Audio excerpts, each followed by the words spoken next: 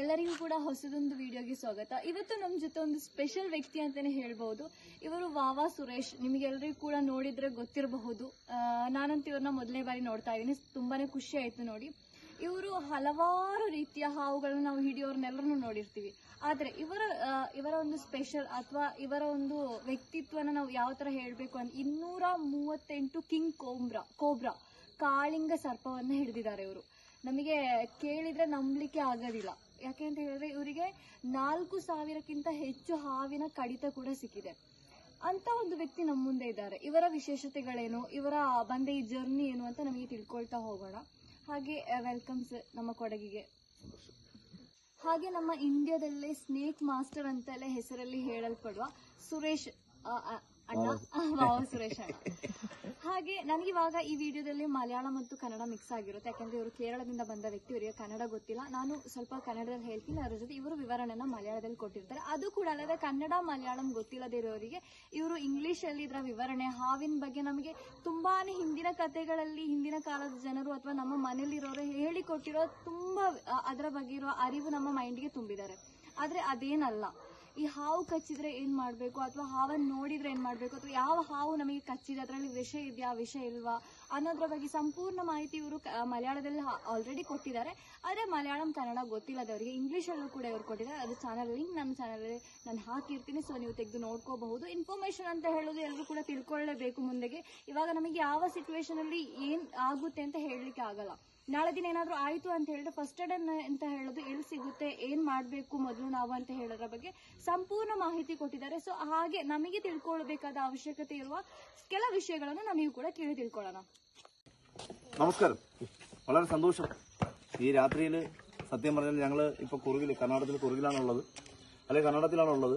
അപ്പൊ നമ്മള് അല്ലെങ്കിൽ ഞാനോ നമ്മുടെ ടീമോ ഇവിടെ ഉണ്ടെന്ന് അറിഞ്ഞിട്ട് എന്റെ പ്രിയപ്പെട്ട സുഹൃത്താണ് ഇസ്മയിൽ. അപ്പൊ ഇസ്മയിലിനെ ഞാൻ വിളിച്ചിട്ടുണ്ടായിരുന്നു വൈകുന്നേരം. വിളിക്കുന്നതിന് മുന്നേ എന്റെ പ്രിയപ്പെട്ട സഹോദരി ബാനു, ഇവര് തമ്മിൽ ഇന്ന് എന്റെ കാര്യം പറഞ്ഞതേ ഉള്ളൂ. അപ്പൊ അത് കഴിഞ്ഞ് ഒരു അരമണിക്കൂർ കഴിഞ്ഞപ്പോൾ ഞാൻ ഇസ്മയിൽ ജിയെ വിളിക്കുന്നത്. അപ്പൊ നമ്മുടെ എന്റെ പ്രിയപ്പെട്ട സഹോദരി, നമ്മുടെ കുടകിന്റെ ബ്ലോഗർ സഹോദരി നമ്മുടെ ബാനുവിനും എല്ലാവിധ ഭാവങ്ങളിൽ ഒരുപാട് നമ്മുടെ നാട്ടിൽ നടക്കുന്ന കാര്യങ്ങളെ നമ്മുടെ പ്രേക്ഷകർക്ക് മുന്നിലേക്ക്, അല്ലെങ്കിൽ നമ്മുടെ വീഡിയോ കാണുന്ന ആൾക്കാരുടെ മുന്നിലേക്ക് എത്തിക്കാൻ ഇവർക്ക് കഴിയട്ടെ. അതോടൊപ്പം തന്നെ നമ്മുടെ പ്രിയപ്പെട്ട മിശ്രിയ ഞാൻ പെട്ടെന്ന് എനിക്ക് ഓർമ്മ വന്നത് ഒരു ഹിന്ദി നടിയെ ഞാൻ കേട്ടിട്ടുണ്ട്, മിശ്രിയ എന്ന് പറയുന്നത്. അല്ലെങ്കിൽ അങ്ങനെ ഒരുപാട് പേരുണ്ട്. അപ്പൊ ഞാൻ വിളിച്ച അത് അങ്ങനെയുള്ള ആളായിരിക്കുന്നു. അപ്പൊ അല്ല, ഇദ്ദേഹവും ഇവിടുത്തെ ഒരു ബ്ലോഗറാണ്. സൂപ്പറായിട്ട് ഒരുപാട്. പക്ഷെ എന്റെ അടുത്ത് വന്നപ്പോ അവർക്ക് ഭയങ്കര ഭയങ്കര നാണം. അപ്പൊ ഒന്നുമില്ല, ഞാൻ നിങ്ങളെപ്പോഴും സാധാരണ മനുഷ്യനാണ്. നിങ്ങളെക്കാളും ഒക്കെ എപ്പോഴും താഴ്ന്നു ജീവിക്കാൻ ആഗ്രഹിക്കുന്ന, എപ്പോഴും താഴ്മയോട് ജീവിക്കാൻ ആഗ്രഹിക്കുന്ന ഒരാളാണ്. അപ്പൊ എന്തായാലും ഇദ്ദേഹം പറഞ്ഞു എന്റെ യാത്ര, എനിക്ക് ഒരു 13 വയസ്സിൽ തുടങ്ങിയ യാത്ര ഇപ്പൊ 35 വർഷം പിന്നിടുന്നു. 238 കിങ് കോബ്ര ഉൾപ്പെടെ ഏകദേശം 60,000-ലേറെ അതിഥികളെ, ഞാൻ പാമ്പ് എന്ന് സംബോധന ചെയ്യാറില്ല, അതിഥികളെ സേവ് ചെയ്ത് വനത്തിലേക്ക്, അവരുടെ ആവാസ വ്യവസ്ഥയിലേക്ക് അയക്കുകയാണ് എന്റെ ദൗത്യം. ഞാൻ ഒരു ഫീസ് വാങ്ങിയിട്ടോ ശമ്പളം ചോദിച്ച് വാങ്ങിയിട്ടോ ഒന്നുമല്ല ചെയ്യുന്നത്. എന്റെ സേവനം, അതായത് പിന്നെ കടികൾ. ഇപ്പൊ ഇവർക്ക് അറിയാവുന്നറിയില്ല, എനിക്ക് സ്നേക്ക് ബൈറ്റ് കിട്ടിയത് നമ്മുടെ മിശ്രിയും നമ്മുടെ എന്താ പറയുക ബാനുവും കേട്ടിട്ട് അറിയാൻ സാധ്യതയില്ല. ഏകദേശം 4000-നടുത്ത് സ്നേക്ക് ബൈറ്റ് ഉണ്ട്. അതിൽ ഒരു 300 സംതിങ് 399 മറ്റോ ആണ് കോബ്ര വൈപ്പറിന്റെ ഒക്കെ ബൈറ്റ്. പിന്നെ അതുപോലെ എന്റെ വീട്ടില് ഞാന് പാമ്പിന്റെ, നിങ്ങളുടെ ഹാവിന്റെ മുട്ട എഗ് പ്രൊഡ്യൂസ് ചെയ്യും. വിരിയിച്ച് കുഞ്ഞുങ്ങളെ കട്ടിലിടും. അത് 25,000 കളക്ഷൻ ഉണ്ട്, കുഞ്ഞുങ്ങൾ മാത്രം. പിന്നെ റസൽസ് വൈപ്പറിന്റെ ഡെലിവറി, ആ കുഞ്ഞുങ്ങൾ ഏകദേശം ഒരു 25,000 കളക്ഷൻ ഉണ്ട്. അപ്പൊ എല്ലാം കൂടെ ഉണ്ടെങ്കിൽ ഏകദേശം 1,25,000 കളക്ഷൻ എല്ലാം കൂടി. പക്ഷെ എന്തായാലും ഇത് 1,00,000 സംതിങ് കളക്ഷൻ, അങ്ങനെ എല്ലാം കൂടി ഉണ്ട്. എന്തായാലും എന്റെ ഈ പാതിരയ്ക്ക് ഞാനിവിടെ ഉണ്ടെന്ന് അറിഞ്ഞിട്ട് നമ്മുടെ പ്രിയപ്പെട്ട സഹോദരിമാർ, എന്റെ പ്രിയപ്പെട്ട ഈ 2 സഹോദരിമാർ ഇവിടെ വരാനും നമ്മളെപ്പോലുള്ള സാധാരണക്കാരനെ ഇന്റർവ്യൂ ചെയ്യാനും ഒക്കെ തോന്നിയ മനസ്സിന് പ്രത്യേകിച്ച് നന്ദി ഇവർക്ക് പറയുന്നു. അത് പറയാതിരിക്കാൻ, കാരണം ഇവർക്കാണെങ്കിൽ ഇവിടെ നാട്ടിൽ ഒത്തിരി പാമ്പ് പിടിക്കുന്ന ആൾക്കാരുണ്ട്. അവിടെ ബ്ലോഗർ വീഡിയോ ചെയ്യാം, അല്ലെങ്കിൽ അവരെ പ്രൊമോട്ട് ചെയ്യാം. പക്ഷെ അതൊന്നുമല്ല, കേരളത്തിൽ നിന്ന് വന്ന എന്നെ കാണാൻ, ഈ സാധാരണക്കാരനെ എന്നെ കാണാൻ വന്നതിൽ ഇവർക്ക് പ്രത്യേകിച്ച് നന്ദി. ഇവര് ഒരുപാട് നല്ല വീഡിയോസ് ചെയ്ത് നമ്മുടെ കുടകിന് മാത്രമല്ല ലോകമെമ്പാടുമുള്ള, ഒരിക്കലും ഞാൻ കുടകെന്ന് പറയുന്നില്ല, നമ്മളെല്ലാവരും ലോകമെമ്പാടും ഒരു കഷ്ടത നമ്മുടെ നാട്ടിൽ വരുമ്പോൾ അത് ലോകത്തെ ഒരു വലിയ കഷ്ടത. അപ്പോൾ നമുക്കറിയാം കൊറോണ വന്നപ്പോൾ നമ്മളെല്ലാവരും ലോകമെമ്പാടുമുള്ളവർ കഷ്ടപ്പെട്ടവരാണ്.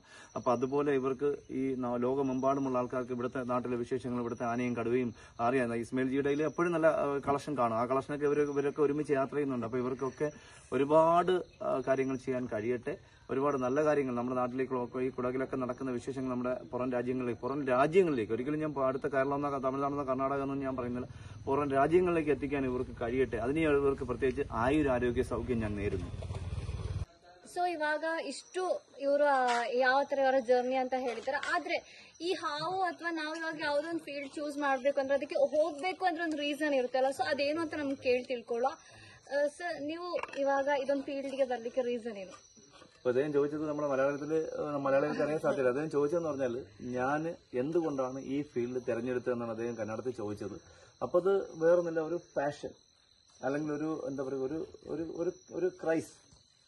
ಇವರು ಹೇಳಿದ್ರು 13ನೇ ವಯಸ್ಸಿನಲ್ಲಿ ಹಾವನ್ನಿಡ್ದೆ ಅಂತ. ಈ 13ನೇ ವಯಸ್ಸು ಅಂತ ಹೇಳೋದು ನಾವು ಮಕ್ಕಳಾಟ ಆಡಿ ನಡೆಯೋ ಒಂದು ವಯಸ್ಸು. ಆ പ്രായത്തിൽ എന്തുകൊണ്ട് തോന്നി ഒരു പാമ്പ് ധൈര്യം എങ്ങനെ വന്നു? എന്താ പറയുക, ഇദ്ദേഹം ചോദിച്ച 13 വയസ്സിൽ എങ്ങനെയാണ് പാമ്പിനെ പിടിക്കുന്നത്. 13 വയസ്സിലേക്ക് എന്താ സ്കൂളിൽ പോകാതെ, ഞാൻ സ്കൂളിൽ പോകാറില്ല. സ്കൂളിൽ പോകാതെ സ്കൂള് കട്ട് ചെയ്ത് ഇങ്ങനെ നടക്കുന്ന സമയത്ത് പറമ്പിലൊക്കെ കാണുന്ന പാമ്പുകളൊക്കെ എന്താണെന്ന് പറഞ്ഞാൽ ചുമ്മാ കളിപ്പിച്ച് തട്ടിയൊക്കെ നടക്കുന്നത്. അങ്ങനെയാണ് ഒരു ദിവസം 13ാമത്തെ വയസ്സിൽ ഒരു കോബ്രയുടെ സ്മോൾ ബാബി അതിനെ കിട്ടി ബോട്ടിലാക്കി വീട്ടിൽ കൊണ്ടുവച്ചു. അങ്ങനെ കുറച്ച് ദിവസം കഴിഞ്ഞപ്പോൾ എനിക്ക് തോന്നി ഇത് എന്തിലെന്തോ അപ്പൊ അമ്മ അടിച്ചു. അപ്പൊ അമ്മ അടിച്ചപ്പോൾ ഇതെന്താണ്, അമ്മ അടിക്കണമെങ്കിൽ എന്താണ് പ്രേരിപ്പിക്കുന്ന ഒരു സംഭവം ഇതിലുണ്ടെന്ന് മനസ്സിലാക്കാൻ പറ്റി. അപ്പൊ അതെന്താണെന്ന് ഇങ്ങനെ അന്വേഷിച്ച് പോയി. ആ അന്വേഷിച്ച് പോയപ്പോൾ എനിക്കിത് പാവമായ ഒരു ജീവിയാണെന്ന് തോന്നുന്നു. ലോകത്ത് വിശ്വസിക്കാൻ പറ്റാത്ത ഒരു ജീവിയുള്ളൂ, അത് ആനയോ കടുവയോ സിംഹമോ ഒന്നുമല്ല, മനുഷ്യൻ. നമ്മൾ വിശ്വസിക്കാൻ പറ്റും, നമ്മളെ കൂടെ നിങ്ങളെല്ലാവരും അറിയേണ്ട ഒരു കാര്യം, നിങ്ങളോടൊപ്പം എത്രയും കൂടുതൽ ആത്മാർത്ഥത കാണിക്കുന്ന ആരാണോ, നിങ്ങളുടെ ഏറ്റവും കൂടുതൽ സ്നേഹം കാണിക്കുന്ന ആരാണോ, അവർ നിങ്ങൾ എപ്പോഴും ഒരു കോളത്തിലിടുക. അവരായിരിക്കും നമ്മുടെ ആദ്യത്തെ ശത്രു. അതെന്റെ ജീവിതത്തിൽ പഠിച്ച പാടാണ് ഞാൻ. എനിക്ക് ഒരിക്കലും വൈൽഡ് ആനിമൽസിന് എനിക്ക് ഭയമില്ല, ഒരു ആനിമൽസിന് എനിക്ക് ഭയമില്ല, പാമ്പിന് എനിക്ക് ഒരു പൊടി പോലും ഭയമില്ല. പക്ഷേ എനിക്ക് ഭയമുള്ള ഒറ്റ ഒരു ജീവിയുള്ളൂ, നമ്മളെ സ്നേഹിക്കുന്നു എന്നും പറഞ്ഞ് നമ്മളോടൊപ്പം സഞ്ചരിക്കുന്ന, നമ്മളെ ചതിക്കാനായി മാത്രം നമ്മളോടൊപ്പം കൂടുന്ന ചില മനുഷ്യന്മാരെ നിങ്ങളൊന്ന് സൂക്ഷിക്കണം. അവരാണ് ഏറ്റവും കൂടുതൽ ഭയപ്പെടേണ്ടത്. എന്റെ ഈ 2 സഹോദരിമാരായ ബ്ലോഗർമാരോട് ഞാൻ പറയുകയാണ്, നിങ്ങൾ അപ്പം നമ്മളെപ്പോഴും സൂക്ഷിക്കണം. ഒരിക്കലും പാമ്പിനെ സൂക്ഷിക്കേണ്ട, ആനയെ സൂക്ഷിക്കേണ്ട, ടൈഗറിനെ സൂക്ഷിക്കേണ്ട, ലെപ്പർഡിനെ സൂക്ഷിക്കേണ്ട, മനുഷ്യനെ മാത്രം സൂക്ഷിക്കുക. ಸೊ ಹಾಗೆ ನೆಕ್ಸ್ಟ್ ಇವಾಗ ನನಗೆ ಕೇಳಲಿಕ್ಕೆ ಕ್ಯೂರಿಯಾಸಿಟಿ ಇರೋದು ಅಂತ ಹೇಳಿದ್ರೆ, ಇವರು ಎಷ್ಟು ಎത്ര പാമ്പ് കടിച്ചെന്ന്? അപ്പൊ അദ്ദേഹത്തിന്റെ ക്യൂരിയോസിറ്റി എന്താണെന്നുള്ള അങ്ങനെയല്ല, എത്ര പാമ്പ് കടിച്ചിട്ടുണ്ടോ? 4,000 total 399 cobra and Russell viper venomous snakes. Okay, so 4000 ಹಾವುಗಳ ಕಡಿತ ಇವರಿಗೆ ತಟ್ಟಿದೆ ಅಂತ ಹೇಳ್ತಾರೆ. ಆದ್ರೆ ಎಷ್ಟನೇ ವಯಸ್ಸಿನ, ಎತ್ರಾಮത്തെ വയസ്സിലാണ് ആദ്യമായിട്ട് ഇങ്ങനെ പാമ്പ് കടിക്കുന്നത്? എന്നാലും ചോദിച്ചാൽ കന്നഡത്തിൽ പറഞ്ഞത് എനിക്കറിയാം, നിങ്ങൾക്ക് കൂടി മനസ്സിലായി. അപ്പൊ എന്തായാലും നമ്മുടെ പ്രിയപ്പെട്ട കൊച്ചനിയത്തി ചോദിച്ചത് എത്രാമത്തെ വയസ്സിലാണ് ആദ്യത്തെ കടി കിട്ടുന്നത്. എനിക്ക് തോന്നുന്നു ഒരു 18 or 19 വയസ്സിലാണ് ആദ്യത്തെ കടി കിട്ടുന്നത്. അന്ന് ഞാൻ സ്കൂളിൽ പഠിക്കുന്ന സമയത്ത് എന്റെ വീട്ടിൽ ഒരുപാട് കഷ്ടപ്പാട്, ഒരുപാട് ബുദ്ധിമുട്ടുണ്ടായിരുന്നു. അപ്പൊ ഞങ്ങൾ 4 പേര്, 2 ചേട്ടന്മാരും ഒരു അനിയത്തിയുണ്ട്. അപ്പൊ പഠിക്കാനായിട്ട് കുറച്ച് പുറകിലോട്ട് ഞാനായിരുന്നു. അപ്പൊ ഞാൻ എന്റെ 13ാമത്തെ വയസ്സിലാണ് ആദ്യമായിട്ട് പണിക്ക് പോകുന്നത്, ജോലിക്ക് പോകുന്നത്. അത് കൂലിപ്പണിക്കാണ് പോകുന്നത്. അന്ന് എനിക്ക് കിട്ടുന്ന ശമ്പളം 5 രൂപയാണ്. അപ്പൊ അങ്ങനെ ജോലിക്കും പോയി, സ്കൂളിലും പോയി, പാമ്പിനെയും പിടിക്കാൻ തന്നെ. അങ്ങനെ 18ാമത്തെ വയസ്സിൽ മേശരിപ്പണി പഠിച്ചു. മേശരിപ്പണി ചെയ്തുകൊണ്ട് നിൽക്കുമ്പോഴാണ് ഒരു വീട്ടിലൊരു പാമ്പതിഥിയെ കണ്ടു എന്ന് പറഞ്ഞ് പോയി പിടിക്കുന്ന സമയത്ത്, പിടിച്ച സമയത്ത് കയ്യിൽ കൊണ്ടുവരുമ്പോൾ എന്നെ കടി കിട്ടി. കടിച്ചാൽ എന്റെ അനിയത്തിയെ കാണിക്കാനായിട്ട് കൊണ്ടുവരുന്ന സമയത്താണ് കടി കിട്ടിയത്. 9:30 കടി കിട്ടി. ഞാൻ ഹോസ്പിറ്റലിൽ പോകുന്നത് ഉച്ചയ്ക്ക് 2 മണിക്കാണ്. അപ്പൊ ആ കടി ആണ് എന്റെ ഫസ്റ്റ് ടൈം കടി. പിന്നെ അത് കഴിഞ്ഞ് അതിങ്ങനെ ഇരിക്കുന്നു. പിന്നെ ഒന്ന് ആംബിറ്റി ഉണ്ടെന്ന്, പിന്നെ നിങ്ങോട്ട് മടങ്ങാൻ പറ്റത്തില്ല. പിന്നെ ചുണ്ടിലുണ്ട്, പിന്നെ മൂക്കിലുണ്ട്, പിന്നെ നെഞ്ചിലുണ്ട്, ഇങ്ങനെ ഒരുപാട്, പിന്നെ കാലിലുണ്ട്, പിന്നെ തുടയിലുണ്ട്. അങ്ങനെ ഒരുപാട് കടികൾ വാങ്ങാൻ പറ്റി. ആ വാങ്ങിയതിൽ ഒരു അവയർനെസ്, ഒരു പാഠം. ഞാനൊരു ഡോക്ടറല്ല, പക്ഷേ ഒരു സ്നേക്ക് ബൈറ്റ് വന്നാൽ ഒരു ഡോക്ടർമാർക്ക് ഉൾപ്പെടെ എനിക്ക് പറഞ്ഞു കൊടുക്കാൻ കഴിയുന്നുണ്ട്. അതിലുപരി ഒരു ബൈറ്റ് മാർക്ക് വന്നാൽ ഏത് പാമ്പിന്റെ ബൈറ്റാണ്, ഇപ്പോൾ കോബ്ര ബൈറ്റാണോ, റസൽ സ്വൈപ്പർ ബൈറ്റാണോ, അല്ലെങ്കിൽ ഊൾഫിന്റെ ബൈറ്റാണോ, അല്ലെങ്കിൽ റാറ്റ് സ്നേക്കിന്റെ ബൈറ്റാണോ, അല്ലെങ്കിൽ പൈത്തന്റെ ബൈറ്റാണോ, അല്ലെങ്കിൽ വാട്ടർ സ്നേക്കിന്റെ ബൈറ്റാണോ എന്നൊക്കെ ആ ബൈറ്റ് മാർക്ക് നോക്കിയിട്ട് എനിക്ക് പറഞ്ഞു കൊടുക്കാൻ പറ്റുന്നത് അത് ഏറ്റവും വലിയൊരു പാഠമാണ്. അതേപോലെ തന്നെ നമുക്ക് ബാബുചേട്ടൻ ഒരു പാമ്പിനെ കാണിച്ചതാന്ന് പറഞ്ഞിട്ടുണ്ട്. അപ്പൊ ആ പാമ്പിനെയും കൂടി നമുക്ക് പോയി കാണാം. വീഡിയോದೆಲ್ಲ ನೋಡುವ. ಸೊ ಬನ್ನಿ. കാണുമ്പോൾ ഭയങ്കര പേടിയാണ്. ಸೊ ನಮ್ಮ ಇವರು ವಾವಾ ಸುರೇಶ್ ಅಂತ ಹೇಳೋ ಇವರು ನಾವು ಹಾವನ್ ನಾರ್ಮಲ್ ಅಥವಾ ಯಾವುದೇ ಆನಿಮಲ್ಸ್ ನಾವು ಅದರ ಹೆಸರಿಟ್ಟು ಕರಿತೀವಿ, ಆದ್ರೆ ಇವರು ರೆಸ್ಪೆಕ್ಟ್ ನಿಂದ ಮಲಯಾಳದಲ್ಲಿ ಅದ್ದೇಹಂ ಅಥವಾ ರೆಸ್ಪೆಕ್ಟ್ ನಾವು ಏನಂತ ಕರಿತೀವಿ ಆ ರೀತಿ ಹಾವುಗಳನ್ನಾಗಿರ್ಬೋದು, ಏನೇ ಜೀವಿ ಆದ್ರೂ ಕೂಡ ಅವ್ರು ಹೇಳ್ತಾರೆ. ಅದೇ ರೀತಿ ಅವಾಗ್ಲೇ ಅವ್ರು ನಮ್ಮ ಜೊತೆ ಹೇಳಿದ್ರು, ಹಾವು ಅಥವಾ ಯಾವುದೇ ಪ್ರಾಣಿಯನ್ನ ನಾನು ಎಷ್ಟು ವಿಶ್ವಾಸದಿಂದ ನಂಬುತ್ತೀನಿ ಅಂತ ಹೇಳಿದ್ರೆ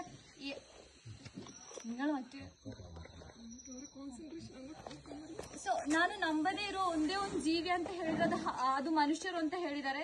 ಅಷ್ಟು ಕಾನ್ಫಿಡೆಂಟ್ ಅಲ್ಲಿ ಹೇಳ್ಬೇಕು ಅಂತ ಹೇಳಿದ್ರೆ ಪ್ರಾಣಿಗಳು ಅಂದ್ರೆ ಏನು ಅನ್ನೋದು ಸಂಪೂರ್ಣ ಮಾಹಿತಿ ಇವರ ಕೈಯಲ್ಲಿದೆ ಅಂತಾನೆ ಹೇಳ್ಬೋದು. 4,000 ಹಾವುಗಳ ಕಡಿತವನ್ನು ಇವರಿಗೆ ತಟ್ಟಿದರೂ ಕೂಡ ಇವಾಗಲೂ ನಮ್ಮ ಮುಂದೆ ಜೀವಂತವಾಗಿದ್ದಾರೆ ಅಂದರೆ ಇವರ ಎಕ್ಸ್ಪೀರಿಯನ್ಸ್ ಲೆವೆಲ್ ಏನು ಅಂತ ನಮಗೆ ಕೂಡ ಅರ್ಥ ಆಗುತ್ತೆ ಅಲ್ವಾ. ನಾವು ಹೋದ ಟೈಮಲ್ಲಿ ಅವ್ರ ಕೈಯಲ್ಲೊಂದು ಗಾಯ ಇತ್ತು, ಅದು ಕೂಡ ಅವರಿಗೆ ಹಾವು ಕಚ್ಚಿದಾಗಿತ್ತು. ಆದರೂ ಕೂಡ ಇದರ ಹಿಂದೆ ಇಷ್ಟೊಂದು ಶ್ರಮಪಟ್ಟು ಹೋಗಬೇಕು ಅಂತ ಇರೋ ಒಂದು ಪ್ಯಾಷನ್ ಅನ್ನೋದು ಯಾವ ಲೆವೆಲ್ಗೆ ಹೋಗಿದೆ ಅಂತ ನೋಡಿ. ಇಂಥ ವ್ಯಕ್ತಿಯನ್ನು ಮೀಟ್ ಆಗಲಿಕ್ಕೆ ನೋಡಿದ್ದು ನಮಗೆ ಅಷ್ಟೊಂದು ಖುಷಿ ಪಡುವ ವಿಷಯ ಅಂತಲೇ ಹೇಳ್ಬೋದು. ಮೊದಲನೇ ಎಕ್ಸ್ಪೀರಿಯನ್ಸ್ ಅಂತ ಹೇಳ್ಬೋದು. ಮನಸ್ಸಿನಲ್ಲಿ ತುಂಬಾ ಭಯ ಇದೆ, ಆದ್ರೂ ನಾವು ನೋಡ್ತಾ ಇದ್ದೀವಿ ನೋಡಿ.